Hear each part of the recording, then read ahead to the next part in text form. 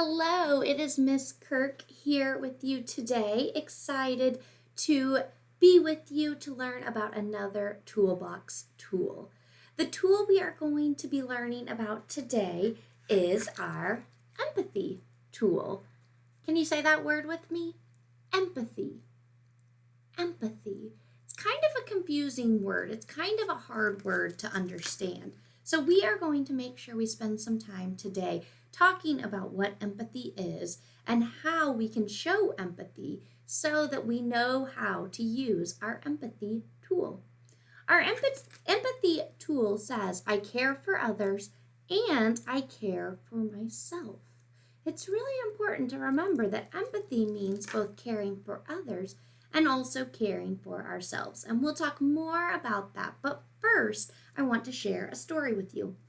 This book is called You, Me, and Empathy. Sounded like the perfect book for our empathy tool, right? So let's read this and maybe it'll help us understand exactly what empathy is. When I was a baby, I was really small, while everyone else seemed incredibly tall. But as I grew older, I started to see that people are people, just like me.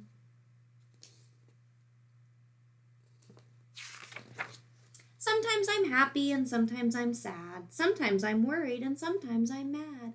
We all have feelings, you have them too. And sometimes I feel just exactly like you.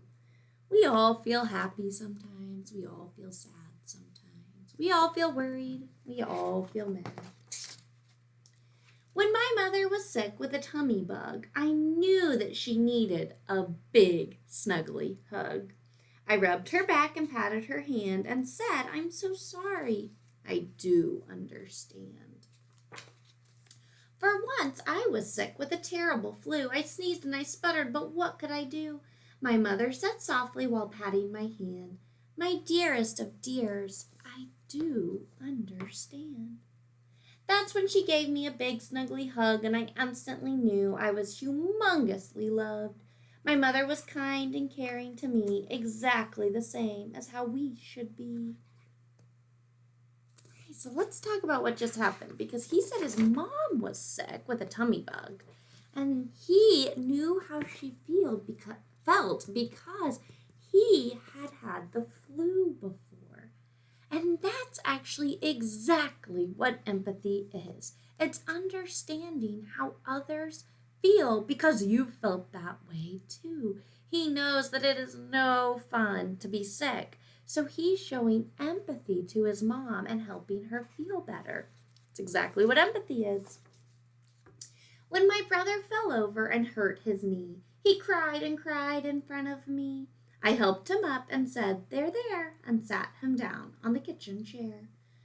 For once, when I slipped and cut my knee, my brother was there to care for me. He held my hand and said, there, and sat me down on the kitchen chair. He understands how his brother feels because he once felt that way too. That's empathy. One day in the park, a girl was pushed over, knocked to the ground by a dog named Rover. I knew his name because, you see, Rover the dog did the same thing to me. The poor little girl sat still on the ground, not a sob, not a whimper, not one little sound. Then all of a sudden she started to cry. Perhaps I could help. It was worth a try. There, I said as I patted her arm. Rover the dog doesn't mean any harm. He's just being playful, so try not to fuss. He just doesn't notice small people like us. He understands what she's feeling because he's been knocked over by the dog too. He's helping her. Can you think of a time you helped someone? I bet you have. You've shown them kindness. You've probably shown them empathy because you understood what it felt like. One day at school, while having fun, I saw a boy alone in the sun. No one came over and said, let's play. I could see he was sad. He was not okay. So I left my friends and over I ran, and I asked if he'd like to play in the sand. His smile was huge, enormous, and wide. It gave me a warm, fuzzy feeling inside. When I started school, I too sat alone. I had no one to play with and I longed to go home. Then a girl called Abby ran over to me and asked me to play near the big oak tree. We gathered some acorns for finger hats and swung from the branches like acrobats. We played for ages, and from that day on, friends forever, we would say. So he knew how this boy felt because he remembered when he didn't have anyone to play with. And Abby came over and played with him. And he remembered how good that felt to be included. So he wants to include this boy. He even said it gave him a warm, fuzzy feeling inside, asking the boy to play with him. How interesting, because he went to help someone else and it made him feel good inside. Have you ever noticed that? When you help someone else feel good, it makes you feel good too. That's the cool thing about showing empathy. Yesterday at the big green slide, I saw a child running away and hide. "Come back," said her dad, "just give it a try. This slide is not so terribly high." So up she climbed to the very top. "Slide down," he said, "I'll help you to stop." But there she sat and there she stayed, wanting to move, but way too afraid. I knew just how this girl was feeling. Worried and scared, her head was reeling. For when I was little, I sat at the top, terrified that I wouldn't stop. "You can do this," is what I said. "You're braver than you think. It's all in your head. The more and more brave things you do, the easier it becomes for you." Once again, he knows how she's feeling because he's been there too. When he was little, he was scared too. "I am really brave," the girl shouted down, and whoosh, before we knew it, she was on the ground. Have you ever felt scared before? Sometimes it's hard to be brave when we feel scared, right? Is there anything that helps you when you're feeling scared? Anything that helps you to feel brave? Maybe you need someone cheering you on like he did. I know for me, when I'm feeling scared and I need to be brave, that's when I use my breathing tool. Take my big deep breath in, deep breath out. Remind myself that I can do this. I can do hard things. Sometimes I even talk to myself. I call it self-talk. I say, "Miss Kirk, you can do it. Miss Kirk, you can do it. Miss Kirk, you can do it," over and over until I believe myself and I do it.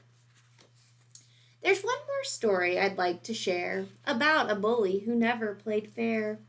He pushed children over, was mean and unkind. He made us feel sad so deep down inside. But one day at school, I saw a strange thing.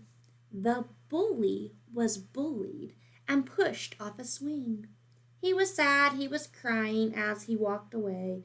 So I followed and asked him, "Are you okay?" His eyes were watery, his nose was red. He looked at me. These words he said, "I was mean to the children, it just wasn't right. I know how they feel now. I've had a big fright. Kind and caring is how we should be. I know this now because a bully bullied me." He understands how it feels now because someone did it to him. So as I am growing taller each day, I'm learning so much in so many ways. I'm learning that we should try to be kind, helpful, and caring all of the time. Our world is so special. We all need to care about one another and the earth that we share. People together from far and from wide, we're all on this planet. We're all on the same side. Even if people are different from us, or if some people are the same, we still need to be kind and caring to everyone. That's what will make this world a better place. So when someone's hurting or worried or sad, remember those feelings I'm sure that you've had. Say kindly with care, "I understand, I do," because sometimes I feel exactly like you. Very good. The end. So our story about empathy gave lots of examples of when someone else was having a tough time or feeling sad or feeling scared or going through something hard. And the boy in our story was able to understand he'd been there and he knew he could help them because he had felt that way too. That's exactly what empathy is. Our last page described empathy so well. It said, I understand, I do, because sometimes I feel exactly like you. And that is empathy, understanding that I've felt the same way and I know it doesn't feel very good. So I want to help you feel better, just like I want someone to help me feel better when I feel that way. Very good. I have a fun little activity for us I thought we could play, because part of empathy is understanding how people are feeling. If the boy in our story wouldn't have been able to see that the girl was scared, he wouldn't have been able to show her empathy. He had to be able to notice how she was feeling. So we're going to play a game and see how good you are at noticing how people are feeling. So I'm going to show you a feeling, and I want you to see how fast you can yell out what feeling I am feeling. Are you ready? All right, on 3. 1, 2, 3. What feeling do you think this is? Did you yell it out? Yep, this is happy. Good. This one is happy or maybe excited or joyful. One of those feelings. Good job. All right, let's do another one.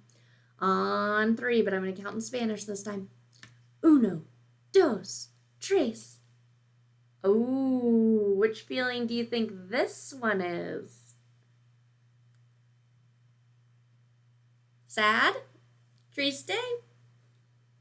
Very good. You are right. You guys are fast. All right, let's try another one. I'm going to try to trick you with this one. See if I can trick you. All right, on 3. 1, 2, 3. What do you think it is? Did any of you say surprised? All right, good job if you did. And the last one. This one's kind of hard to draw, so I hope you can understand what I'm trying to draw. All right, on 3 in Spanish. 1, 2, 3. Which one do you think this is? If you said mad or angry, you're correct. That's my mad face. Good. How'd you do at identifying people's feelings? Did you get them all? Good.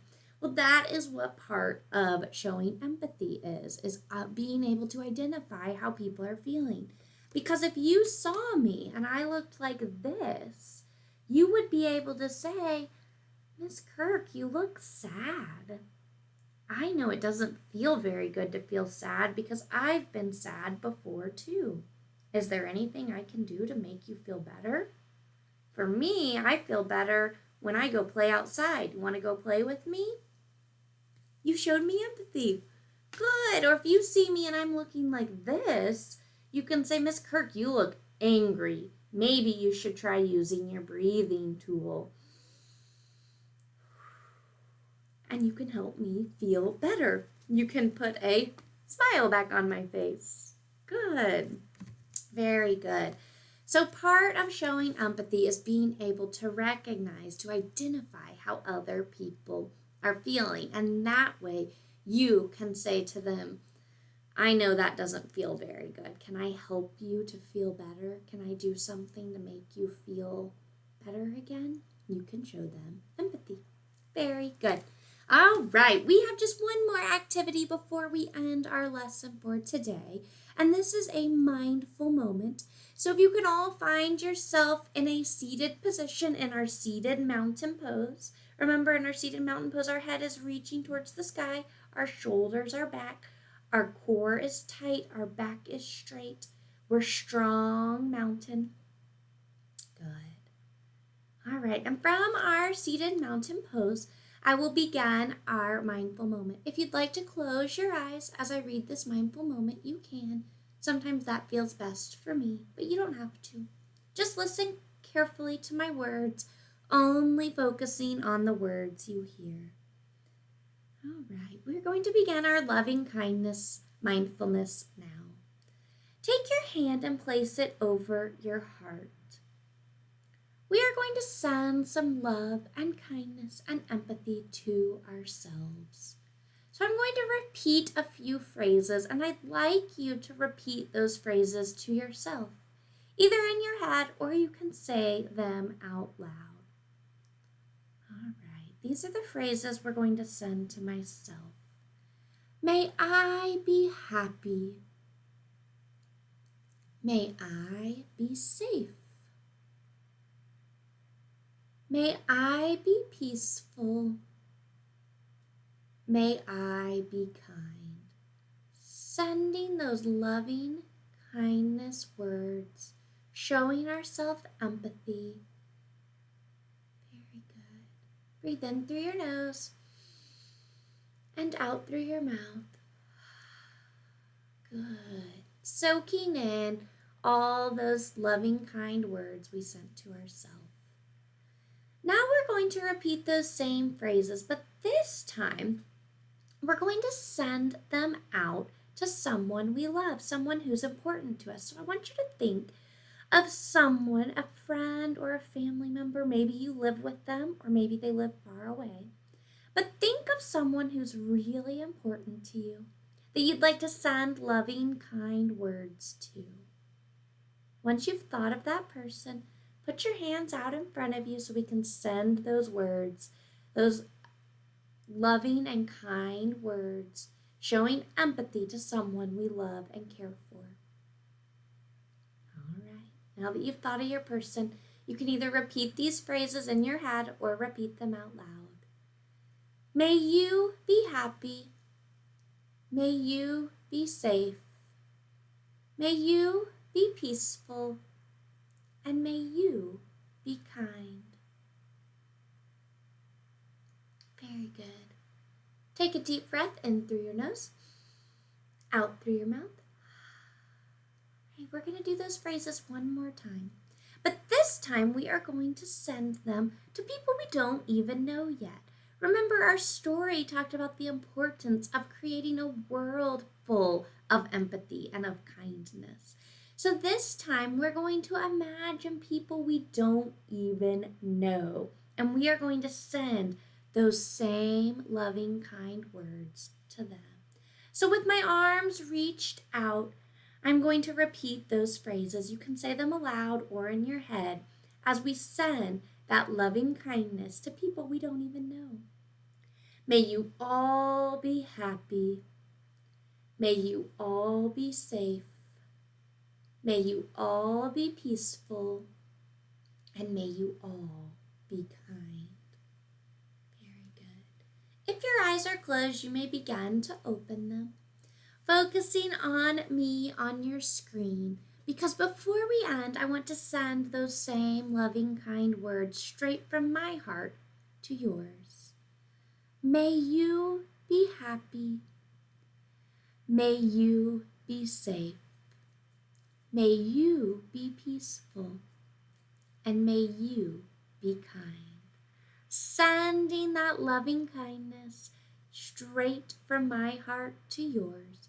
I hope you feel the empathy I have for you, and I hope you spread that empathy to yourself and to others in all you do. Thank you for joining me today as we talk about how we can use our empathy to care for ourselves and to care for others. I will see you guys again soon. Thanks for joining. Bye-bye.